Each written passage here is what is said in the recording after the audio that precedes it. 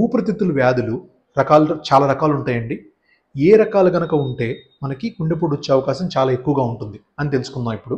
So మొట్టమొదటిది ఎవరికైతే COPD chronic obstructive pulmonary disease smoking వల్ల అవ్వచ్చు, ఎయిర్ పొల్యూషన్ వల్ల అవ్వచ్చు. ఇది మనం ఆల్రెడీ చూసాము ప్రీవియస్ ఎపిసోడ్స్లో. సో దానివల్ల రావచ్చు. ఇంకోటి ఇంటర్స్టిషియల్ లంగ్ డిసీజ్ దానివల్ల రావచ్చు.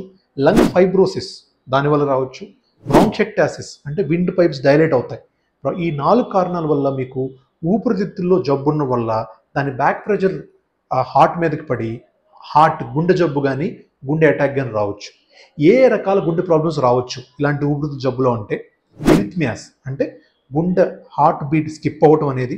ఇంకొకటి పల్మరీ హైపర్ టెన్షన్, గుండె నుంచి ఊపిరితిత్తులే నాళం ఉంటుంది, దాని బ్లడ్ వెజల్ ఆ పల్మరీ వెజల్ అనేది మీకు డైలేట్ అవుతుంది, దాన్ని పల్మరీ హైపర్ టెన్షన్ అంటారు.